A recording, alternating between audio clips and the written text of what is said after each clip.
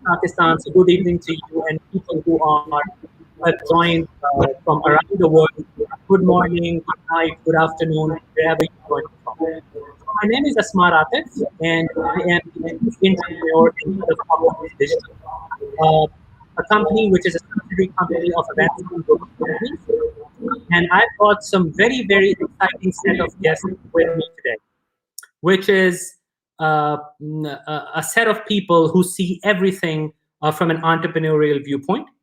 And before introducing these guests, I would like to mention that this show is being moderated by me, but I'm not a professional moderator. So I would like to put a very, very modest disclaimer that this is my first time, and I've been a member of CxO, and it's been an amazing platform. So I've been asked to take up this responsibility, and I thought, why not? Let's take a chance as an entrepreneur, and then get a chance to meet very, very exciting people. So before I move on to the guests, I'd like to say a few words about CxO.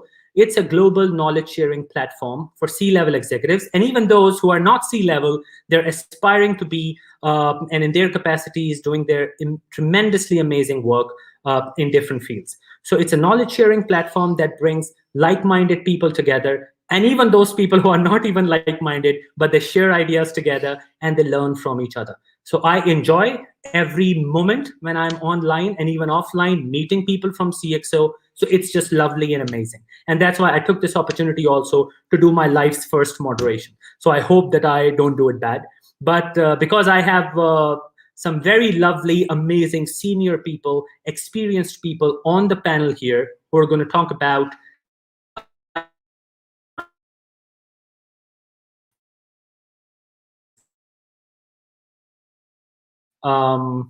I'd like to introduce you to, starting with Salman. Salman is the co-founder and chief operating officer at S2 Consulting Services. Salman has got a little bit of same background as me. He repatriated back in 2016 from Dubai and now runs his own shop.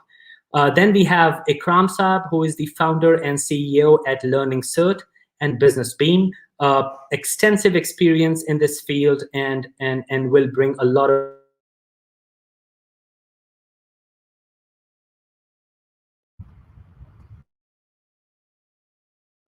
officer of hybrid technologies, and I'm very, very excited today so that I can listen to what Fakhir has to say. So I think I would like to open the house with the topic of today, which is team building, and this topic that on the face of it, it looks very generic topic, but the add into that is really interesting, which is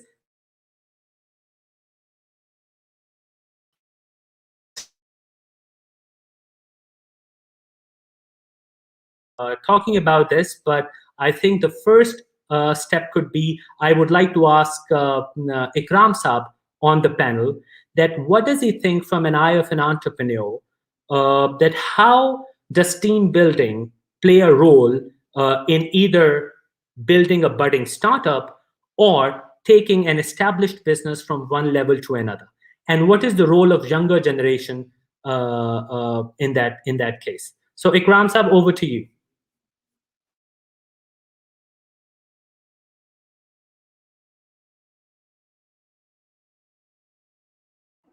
Ikram bhai, your mic is mute. If you can unmute your mic, please. Ikram Saab, your mic is mute. Yes. Can you hear me? Yes, I can hear you. So what does a role team have to play in establishing a startup or taking a business from one level to another? An extremely important question and extremely important topic because in my opinion, the difference between a good company and a bad company is actually team. So the founders, they have the core responsibility of developing the right team. We should have this background, and I believe the skill set to identify who is the right person for a team and for what kind of job, and obviously place the right person on the right job. Extremely important element in the team.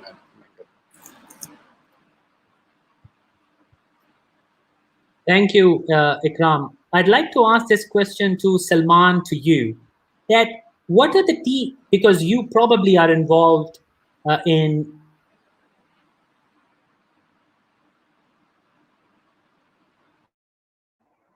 Asmar, I cannot hear you. It's still breaking. can you hear me now? Hello? Yeah. Okay. So what are the three things that you see in people when you tend to hire them? What are the three important things that you see, Salman, in people? Right. So, thank you for asking this question. Actually, within last 18 years that I've been doing some sort of a management business, what I see as a critical asset that anybody could possess, being a team member or a team leader, is the commitment or a passion to do it. We all belong to sort of a technical business, right? It's not it's not something which is a run of a mill. So we tend to innovate, invent, create. So we have to keep learning, right? So one of the major reasons that or the key skills that I would love to have somebody when I'm hiring or looking at hire some people is the eagerness of learning, the commitment to the team. That find knowledge sharing is very, very important. And it's like how do you call it that it's somebody like if you as a person are humble, right, and you are like a cushion that you can absorb things and then deliver. That's very critical. So if you have that capability, because technical skills are always you need to renew yourself all the time. It's not that you learn something today and then that's going to work for the next 20 years. You have to keep learning for every 6 months, 3 months down the road. So if you're like a cushion, right, you can absorb things and then you can deliver. Then that's I think what I'm looking at. And the most critical is communication. I think we as people are not good at communicating with each other. Be it a good message or a bad message, we tend to bring it down. We don't give it that value. So communication for me, that's the most critical point. Perfect. Thank you, Salman. Very, very valid points. Communication, quest for learning, and of course, potential. Very, very important pointer, Salman. Thank you very much. And Ikram Sahab, yourself also, the points that you raised, very, very enlightening. So Fakhir,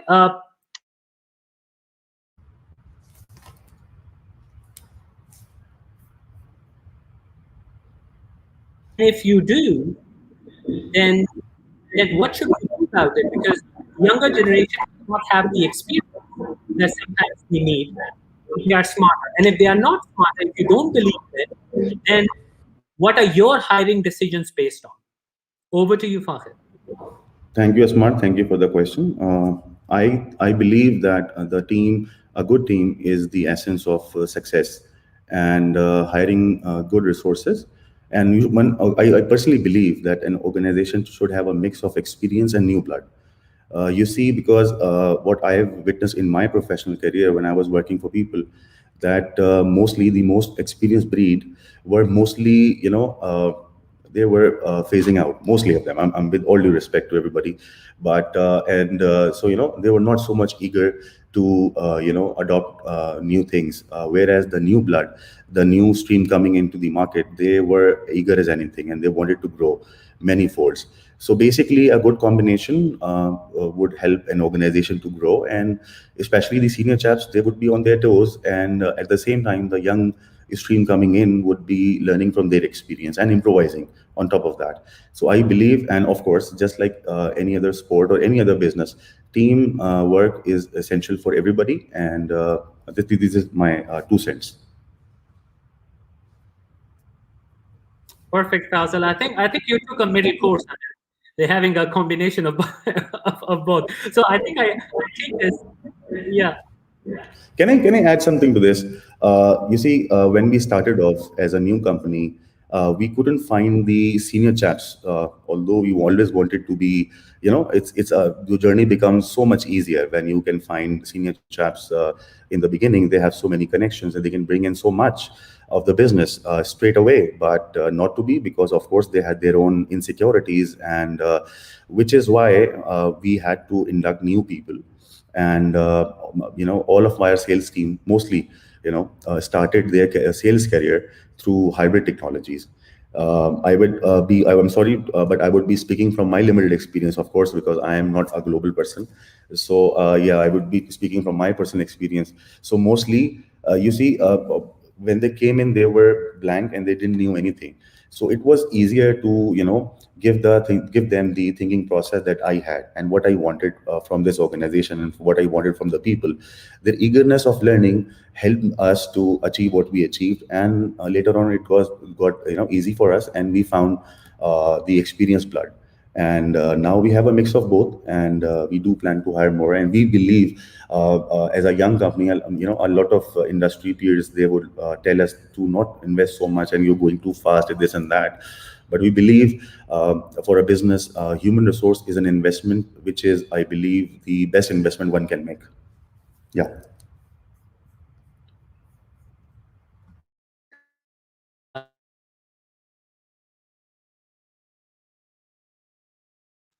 So, Ikram Sahab, what about the importance of culture in team building?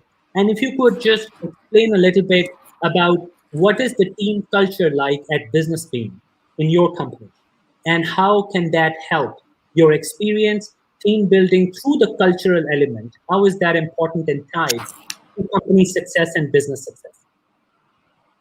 Right. So, as CEO of any firm, I believe this is one of the most important areas that we uh, are anticipated to make sure that our culture is intact, our culture is developed as per our needs, our culture remains intact, and obviously, new people, whenever they are hiring, they actually are part of our culture in a positive manner.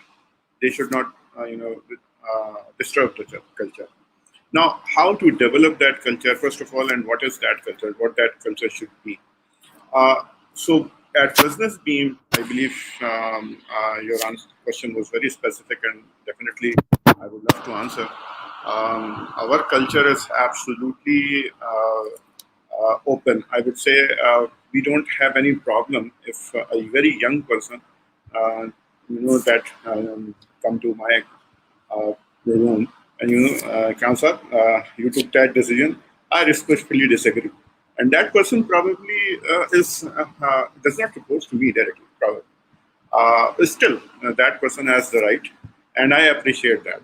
And I appreciate this not only on one-to-one basis. I appreciate on team level that please come up with right ideas. Please come up with open suggestions because this is something a company move forward because of these things. When we talk about again culture. It's not possible to maintain that culture if you have a high level of iteration. So, uh, if you want culture to prevail, you make sure that your core team remains intact. And that is another extremely important point because, in my opinion, stars are born, stars are not hired. So it is not possible that we hire top of the line guys, we pay them extremely good, and then we assume that they become stars at our own organization. It's not possible because the frequency, the communication, there are a lot of things. People actually they become stars. They go through all the team building steps. So if your core team is intact, and I am Alhamdulillah, I'm very thankful, very proud here, because my core team, Alhamdulillah, these guys are there from last more than 10 years. So in that case, in this today's environment, when we say more than 10 years, next to impossible, I'm very lucky, and because of these guys, I relatively feel very less pressure regarding the culture part. These guys, the second layer, this layer takes care of the culture issues.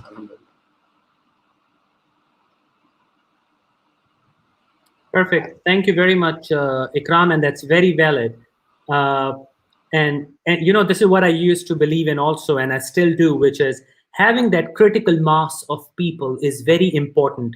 And then you can probably add and lump onto other people, with which Ikram said earlier, that you can have a mix of people experience in both, but your critical mass has to be retained in order to have that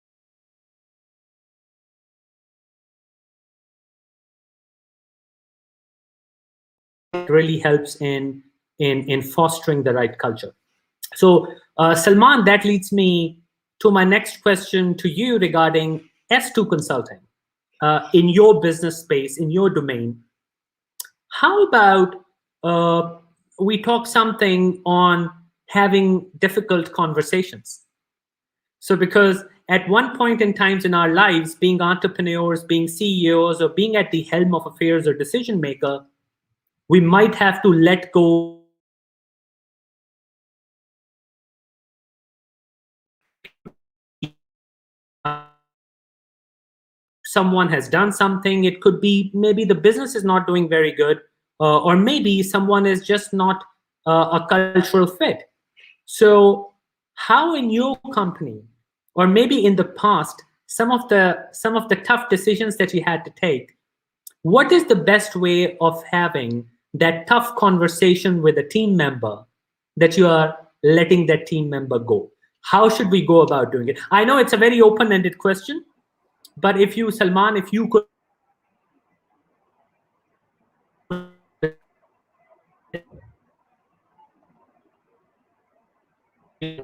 especially on letting that team member go. Right. So, Asmar, as you yourself said, it's a very very open-ended question. But let me come back to you with some examples. So, for me, the challenge is, as Fakhir explained and Ikram bhai also explained, that for Fakhir to start a new business and onboard experienced guys, even though that he is from Pakistan and he has definitely so much more connections compared to me, I struggled even hiring a first person in my organization. So, be it experience or non-experience, for me that was a major challenge for a couple of years. Uh, Creating a critical mass, as Ikram Saab said, and you agreed to it. I think that's what I believe in, and the way we try to keep that intact is two things. That this generation, the generation Z that we call, is does not only care about financials. They always want to have a healthy environment in terms of openness to ideas, openness to communication, giving them ownership, responsibility, and then asking for results is something which I believe in. So the way we handle this situation is in terms of giving them ownership, is at least the next layer that I have. They have a very clear direction that if they deliver what I expect from them, and then we continuously coach them on for that, they replace me after a couple of years. So I'm no more needed in their organization. The organization becomes autopilot, and they are the owners. I am not the one, because I want to do something else after that. Right. So that's one thing that they know from now. The layer that I have be reporting to me is that they know they are the future leaders of the organization. Right. So if they get that, I think that gives them more confidence. The second thing is that within the organization at any level, there could be cultural conflicts. It could be because of their political associations, their linguistic issues, their backgrounds of education, and in Pakistan especially, this is quite sensitive. Means if you go to Middle East, you find 100 community, nationalities, 1,000 communities. So nobody cares about it. Frankly, you just need to deliver what you're supposed to. Other than that, nobody cares who you are, what you do, how do you do it. It's simple. But here it's sensitive. So you need to be neutralizing things. You should be able to handle that. And one thing which I learned there, and I'm trying to implement here, is something that you don't just sit in the corner office and then keep assuming that things will be fine. You have to be part of that machine, right? So as a startup, first what you need to do is that you need to do things yourself. You should be ready to do things yourself. So starting from making a cup of tea and creating an invoice to going to a customer and asking, sir, what do you want? All these things are something which you should be ready to do, because until you get your hands dirty, it's very, very difficult to, to learn or to understand. Frankly telling you, I came back from Dubai. For the first 2 years, I was not able to meet a customer, because the expectations from a customer in Pakistan and expectations in Middle East or Europe that you used to work for is entirely different, right? So for me, those 2 first years were also, a learning curve. Ikram Saab being my teacher also, I don't know he would tend to accept that or not. It's something which you need to inculcate within your team, that fine, coming back with your ideas, uh, you know not agreeing to the ideas, and then disrespectfully coming back and saying, sir, this is what I don't like, is something you need to create in your organization as from day one. And you should be ready to listen to no's from people, because as bosses, normally we don't like people coming back and saying, no, I don't like this. So people, your team needs to understand that you as a person, as an individual, because organizations are a bunch of people, not a logo or a brand. And especially in terms of startups, when you're a handful of people, right, 20, 30, 40, 50, you can count on your fingers. It is really, really critical for anybody to bring that and then keep that intact. That fine, you need to practice from the top, so the people who are below you and part of your system will also learn and then replicate that.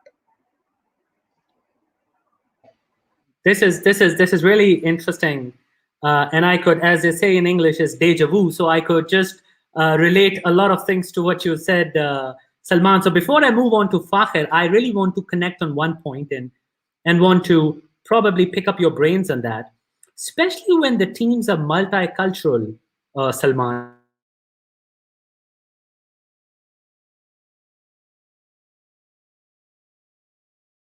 Coming from, especially in Karachi, which is a multi-ethnic city, you have got people from all over Pakistan and from different ethnicities, different backgrounds, and everything. How do you manage conflicts in a multicultural team, especially those who are culturally sensitive? Those sometimes there are communication gaps based on just coming from different parts of the country.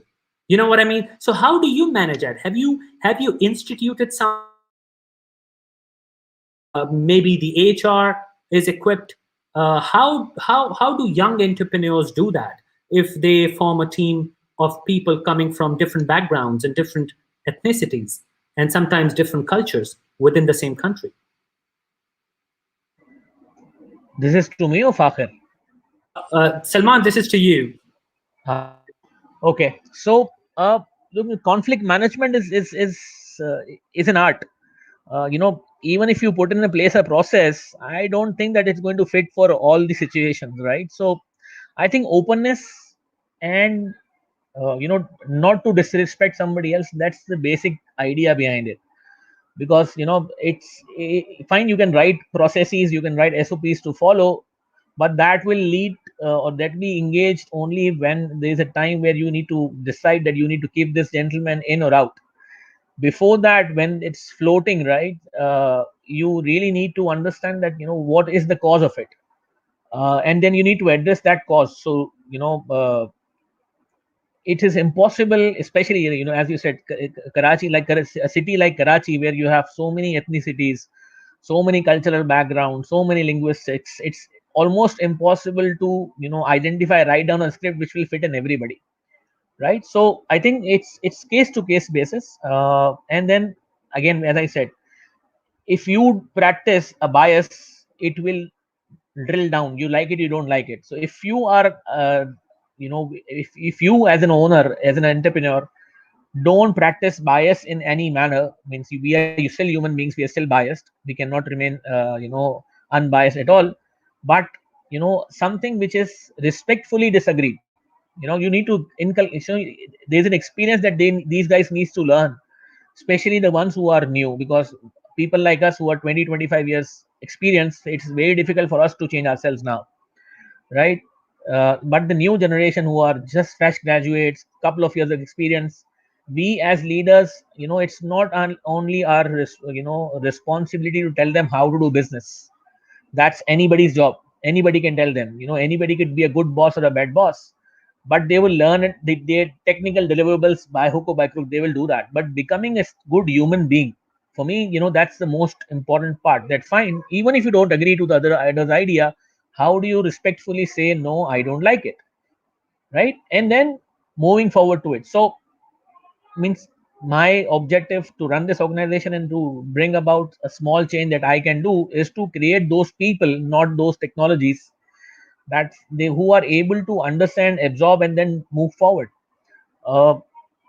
And this is something which is really scary right now. I don't experience that around me. Sometimes it becomes frustrating as well. But what I have learned is that is the kind of message that should go from us to our teams is very clear.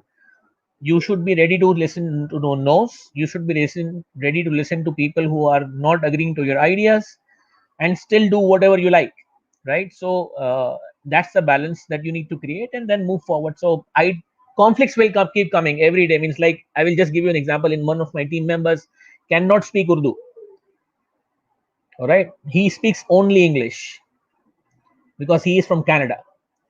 He just came back a couple of years back. The guy is texting, right? I really, but I don't have any choice, right? So nowadays the conflict situation, it's between me, my team member, and a customer. So how do you handle that? So it's just one example. It could be different as well, but that was the most easiest example I could have given to you. So language is a barrier. Now how do you treat that barrier is on you. That fine, you assign somebody else to talk on his behalf, translate for him. How do you get things done? And then keep motivating him, please learn Urdu because your customer wants you to speak Urdu. Brilliant, brilliant. Thank you, Salman, once again. Now, Fakhir, taking the cue from what Salman just entailed, how do you motivate your team at Hybrid Technologies? And tell us a little bit about your business also, so that we understand the context in which you will be.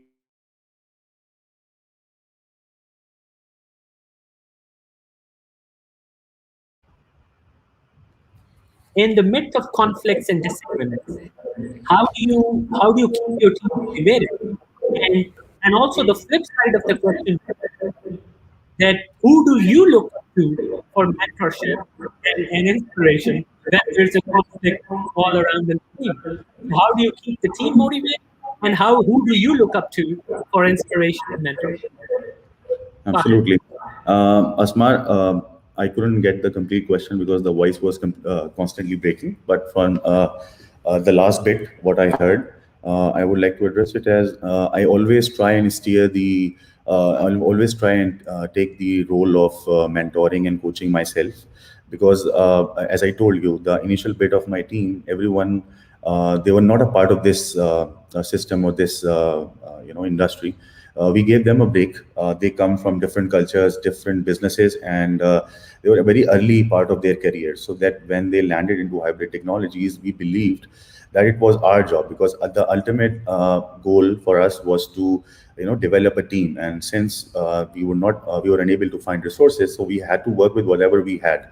So we had done a lot of development work on our resources, and we, as Ikram Saab also said, that it becomes very imperative for organizations. Once you develop a resource, you hang on to them, you retain them at all costs. Because I personally believe, and I've always told them, my team, that we will grow together, and this is one thing that everybody, that keeps everybody motivated. As far as the linguistics and ethnicities and different culture goes, and I think if you have a very there are organizations I witness, and I personally believe, and I really do pity on the fact that they have those red tape environments. So we have a very open door culture. We let people in, and we never write them off on the basis of our experience, the value add, because we as a growing organization, we always value input from everybody. And I'm just not just saying it. People who work for our organization know that they can just come in, they can just come in and talk to me and give you their suggestion, just like Salman Saab said. So if you won't welcome feedbacks, you won't really let them. You will keep them tied up, and you won't really give them the room to improvise or to grow.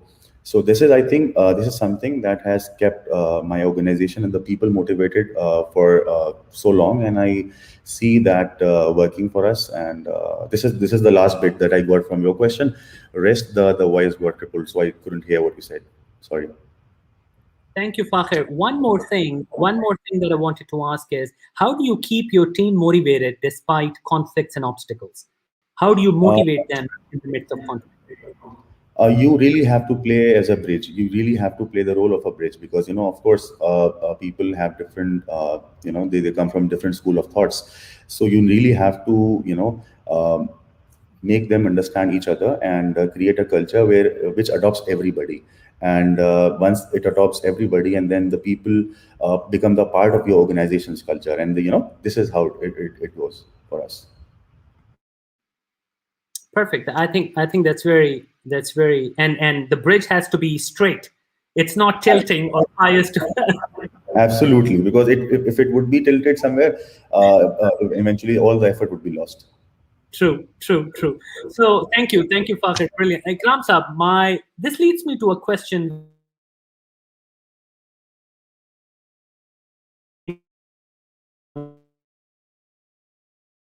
to offer dissent and disagreement.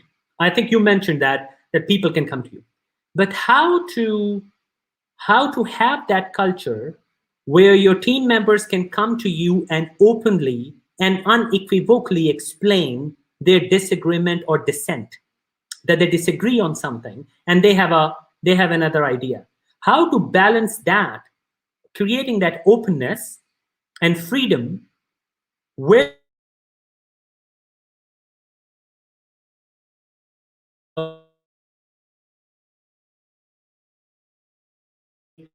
people are disagreeing with each other just for the sake of disagreement, and blackjacking and shifting blames and all that stuff. So how do you balance the two? How do you balance the respect element of it and also creating an openness for dissent? Ikram sir. Right. So I believe, first of all, you have to lead by example. So, for example, in our case, let me share my own example. We follow agile method. So, in that means before starting any sprint, we all sit down together in different teams, and we identify what's going on, what we have achieved, what's next objective, and so on. So everyone is equal. So obviously, for example, if there is a content team, we have an hierarchy there. If there is a technology team, we have an hierarchy there. So obviously, hierarchies are there. But on the other hand, within that team meeting, everyone is equal, and everyone has to speak. So if someone is disagreeing, that means you disagree on logic, you disagree on principle, but you can't disagree just to disagree. If this kind of behavior is there, it's easily identified within few minutes. And it's not possible to continue this kind of behavior in that meeting where everyone is equal, right? So probably there is a lady who joined 2 weeks ago, and there is another lady who is her boss, who is here from last 13 years. Both are equal in that particular meeting. Right. So first of all, you have to make sure that this environment is there, and you actually foster that environment. Number one. Second, if there is a conflict going on, so obviously it's our job and to make sure that we balance between, we try not to interject too quickly, and we try to understand each other. There are people in my team who actually they have huge ego issue. So obviously, if they say something, they like to stick to that point without any reason. So obviously, it's our job to make sure that they realize that it's not something that we require in this organization. we require something else. So, so slowly and gradually, I see that within a few months, their behavior is changing, but it's still up to that, not up to that mark, but still, so progress is there. So that's the positive side.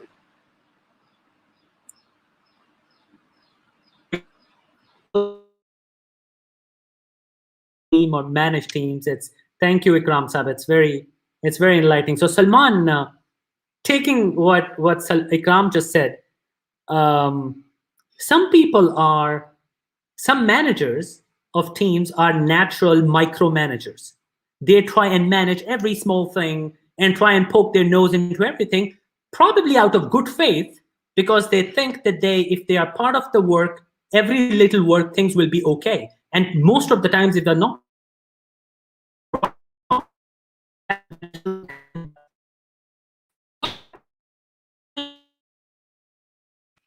are you a natural micromanager or macro manager? And do you think micromanagement pays off? Micromanagement, yes. So means what I've learned is as a manager, if you do too much of micromanagement, that does not work. But if you do too much of macro management as a startup, that doesn't even work as well, right? So means it business is completely dynamic. This word entrepreneur is a very complex statement in itself, right? There's no yes, there's no right, no, there's no black, there's no white.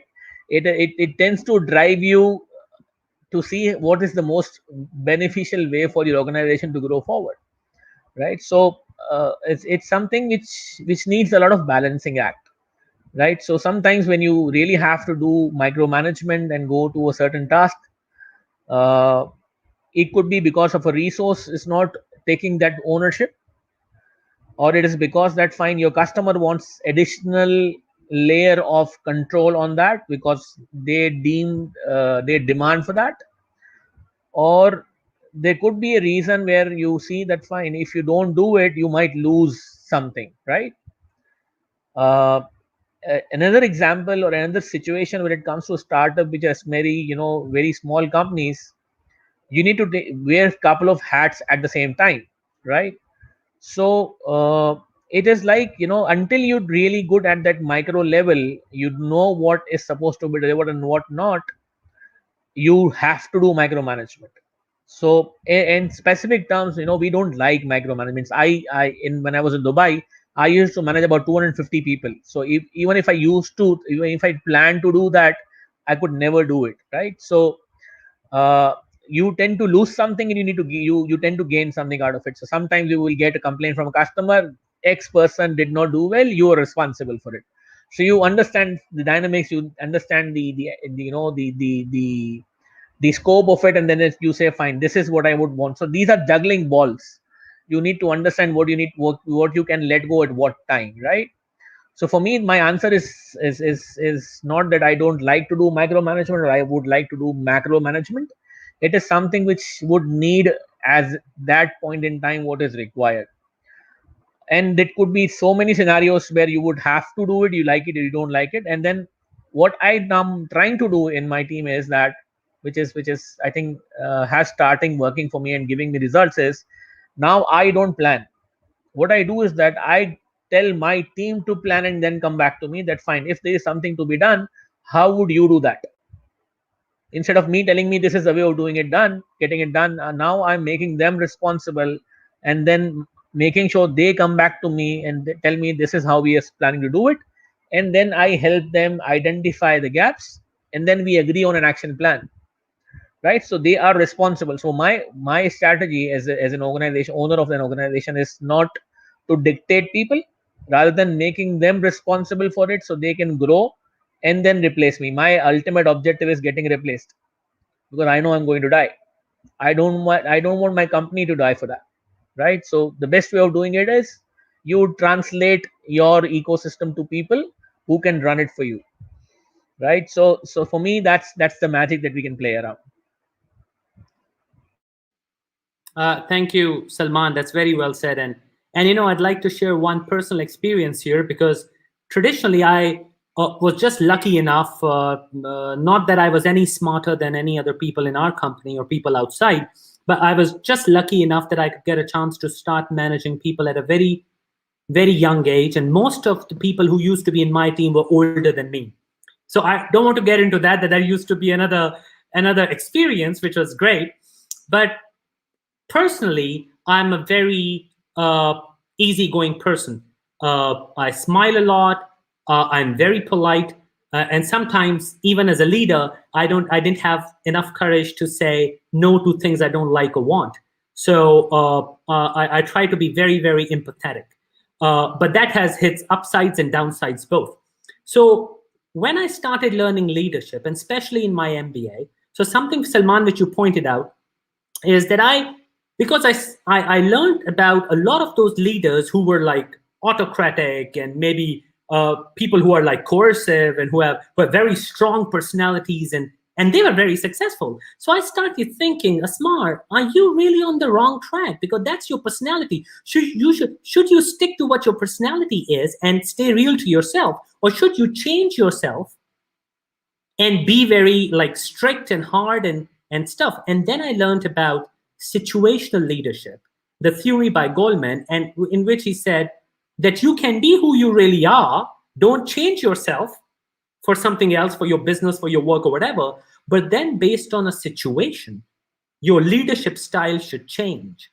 So what you said about macro and micro management, that's something which is really enlightening, and that's the answer that I got for my lifetime, which is that if there's a situation that demands an affiliative leadership style, a coaching leadership style, a democratic leadership style, I should be. But if there's a situation, change, whatever, that the situation demands that I have to be autocratic, or I have to be really stern, stiff, direct, and blunt, it ought to be like that. So I think macro and micro can also be situational, as you said, Salman. So pretty interesting.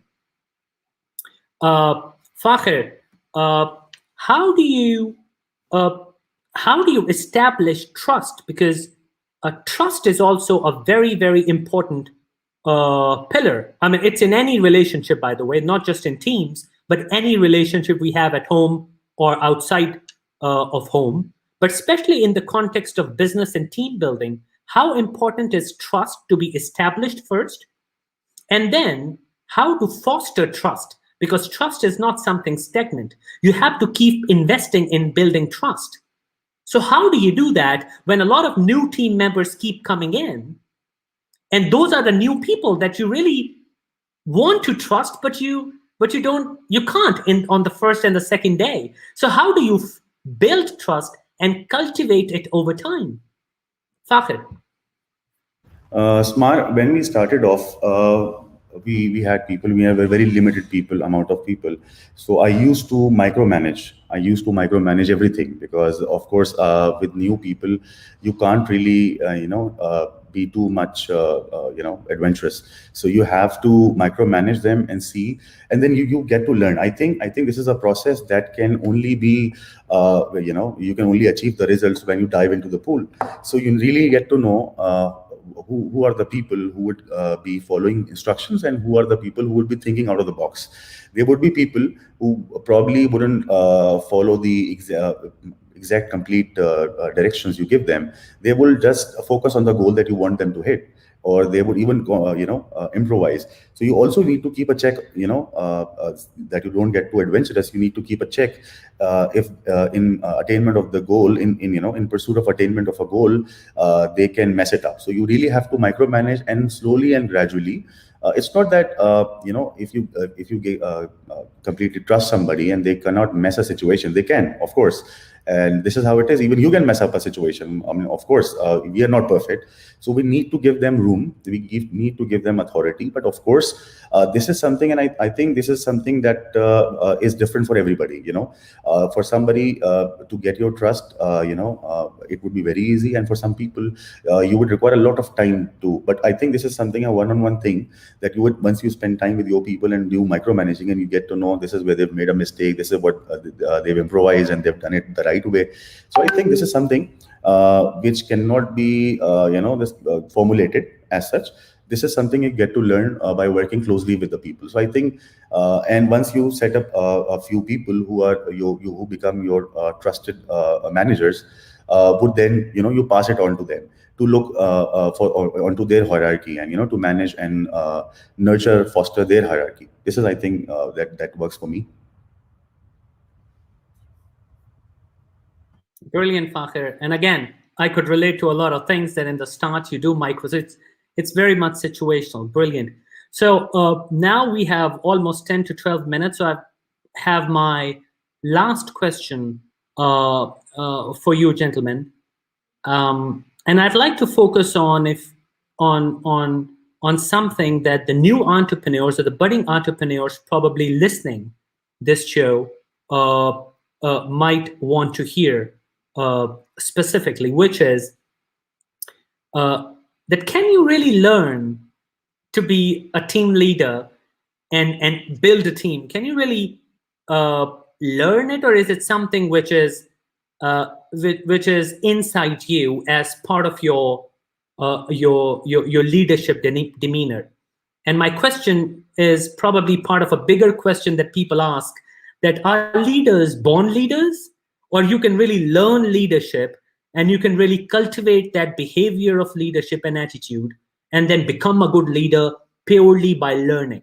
So there's nothing that you're born with. So you can take that bigger context of being a leader or a team leader, or and based on your experience, based on your industry context, if you could tell the new entrepreneurs or those who are in the pipeline or thinking about opening their own venture and going their own way, that is it something that they can learn?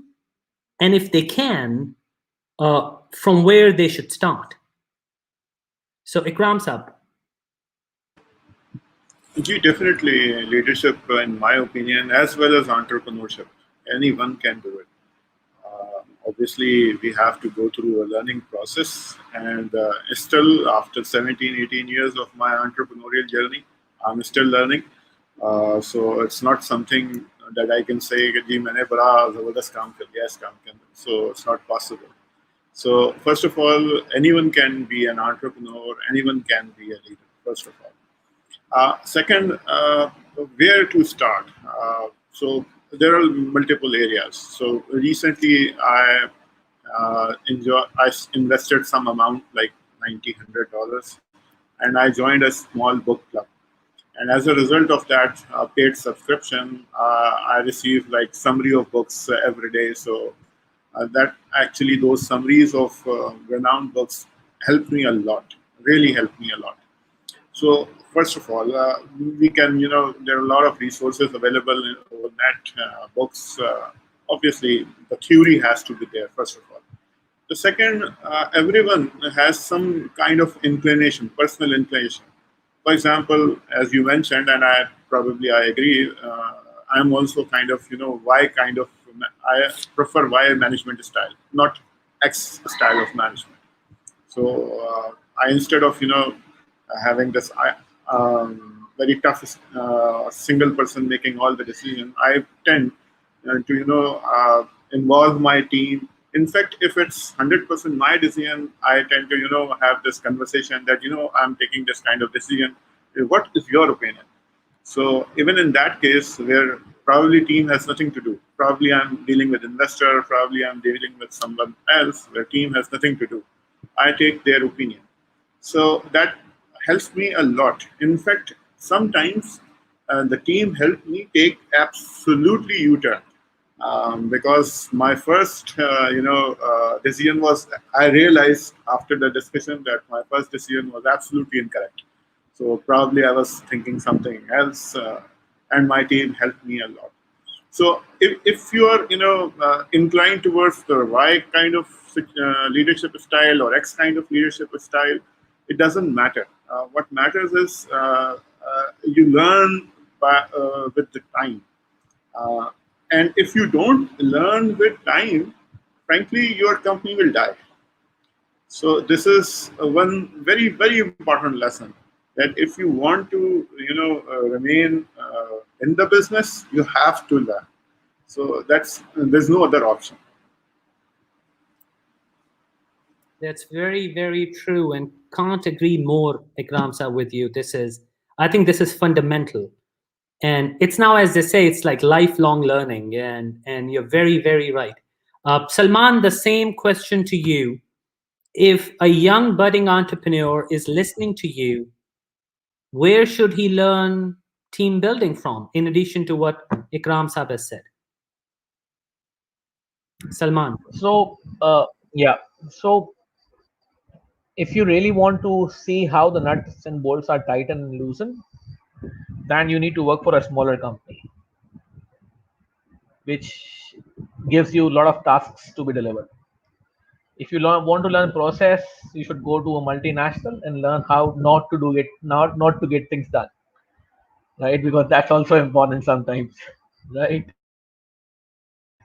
Because if everything gets done, then you lose your potential in it. So That's a very blanket statement, Salman, you've given. I take that. I like that, by the way. I like that. As they say, big fish in a small pond, or small fish in a big pond. So yeah.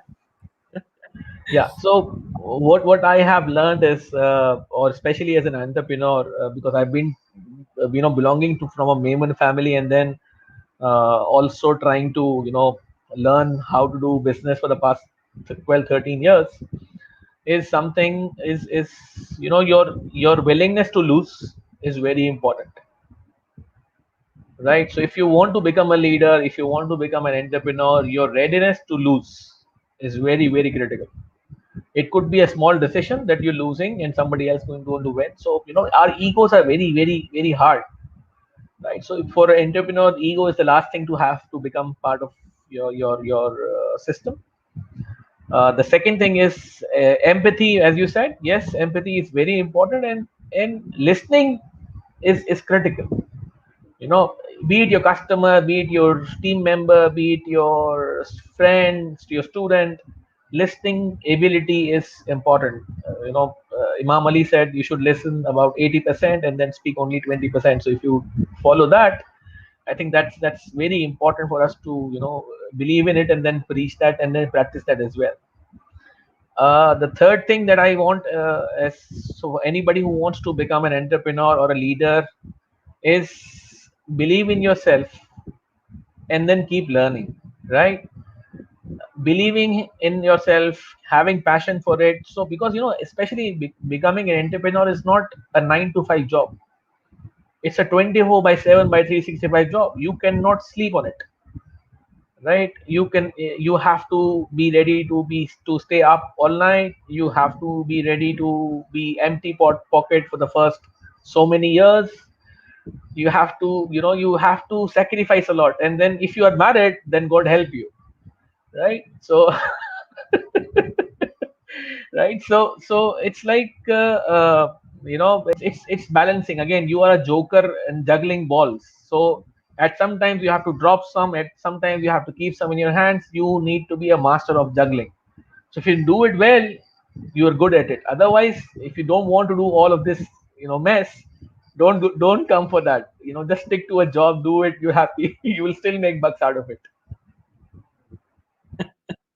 Brilliant, brilliant, Salman. Thank you very much. Very, very pertinent, very pertinent. So, Fakhir, same question to you, with a little bit of different tinge. That first of all, entrepreneurs, where can they learn it? How should they start? Uh, and then also, if you could just add a little bit into what is the significance of creating those asymmetric benefits for teams, which is like people have done in Silicon Valley, and that's why Silicon Valley is Silicon Valley, is that how do you reward an honest failure and keep rewarding that and create asymmetric incentives around that, so that people are not fearful of failing in your team, and they take the risk, but it's an honest failure. So how do entrepreneurs start, and what are the benefits of creating asymmetric incentives for their teams? So over to you, Father. Thank you, Asmar. I think as far as the honest failure incentive goes, I think the best would be a pat on the back that you tried, and you need to just lift their spirit that you tried your best and it's all right. And it happens often. people should know how to digest failures. They should know you cannot always, even in our journey, I'm sure all of us have faced failures in different projects, if not in life, if not in totality.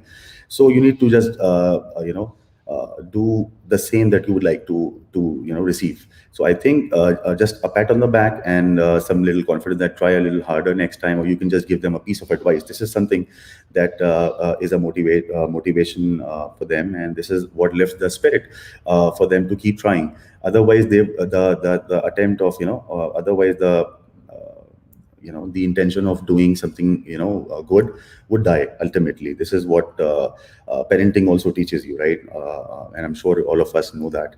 So yeah, so that is one thing. And other than that, as far as the entrepreneurship or leadership goes, I believe a person can judge himself better. You see, a lot of people nowadays are starting off with zero experience. I see people coming in with zero experience, and that is fine too. But I'm not able to comment on that because I had a decade long of experience of working for a company where I was when I started off from the bottom and I climbed up the ranks and I got into the leadership role. What I assessed myself, of course, there was a fair share of luck in getting there, because I see people working equally hard and even harder, and even more intelligent people who could think out of the box. But sometimes I think this is something that you being your own judge, you can judge this way better than anybody else, that if you have that, what it takes to become a leader. Because being a leader, you need to absorb a lot of things. You go through a lot of bashing on behalf of your team or on behalf of your people. But if you are able to absorb that and not replicate it on them, otherwise there's no purpose, right, of you sitting in between your management and your team. You sit in between for a reason. You take up the organizational goals and you make it happen through your team. So for that, and there would be times you would be bashed like really hard, but you have to absorb and not trickle it down to your team. This is one thing I think. For me, it would be a self-assessment, I think, because if you think what it takes, it's really hard to become an entrepreneur. Just to give you a minute, if we have that much time, I'll give you a 30-second overview of how I did it. I got into the leadership role and I started a company with my business partner without any capital as such, and we were frightened as hell, but we knew that we can survive. This is something if you have confidence in yourself, and that confidence does not come through the air. It naturally comes from your experience, that you know your ability, your capacity, that you can do it. I didn't knew that we would grow this big. We have a far way to go, of course, but I really didn't knew from the word go that I would we took baby steps, and the initial will we had was to survive. And that is, I believe, how all the businesses start their journey. And gradually you keep on making the right decisions. So I think there's a lot of a huge role of instinct in the entrepreneurship or leadership journey. My 2 cents. Brilliant. Thank you, Fakhir, and I can't agree with you more. We are almost there at the end of the hour, and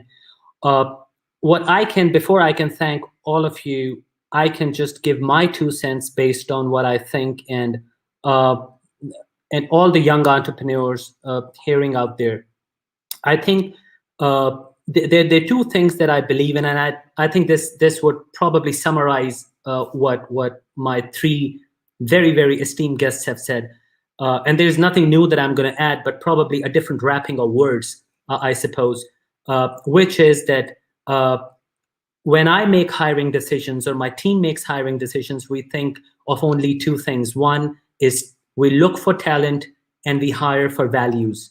And talent and values are something which are very, very critical. And my 3 colleagues have pretty much spoken around these 2 things.